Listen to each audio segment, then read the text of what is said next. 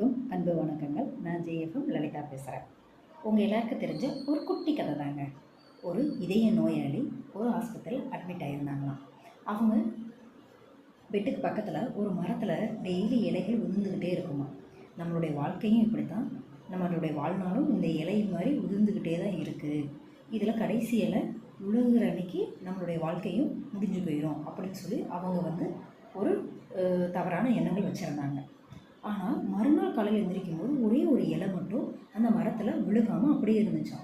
உடனே அவங்க ரொம்ப சந்தோஷப்பட்டு இப்போ நம்மளும் வாழ்வோம் அப்படின்னு நினச்சி அவங்களுடைய இதய நோயிலேருந்து அவங்கள மீண்டு வந்துட்டாங்க. அப்போது ஒரு செவிலியர்கிட்ட சொல்லும்போது செவிலியர் அதுக்கு பக்கத்தில் கூட்டு போய் காமிச்சாங்களாம். அது இலை கிடையாதுங்க, அவங்களுடைய தன்னம்பிக்கையை வளர்க்குறதுக்காக அந்த செவிலியர் வரைஞ்சி வச்சுருந்த ஒரு ஓவியம், இலை வடிவத்தில் இருக்கிற ஓவியம்.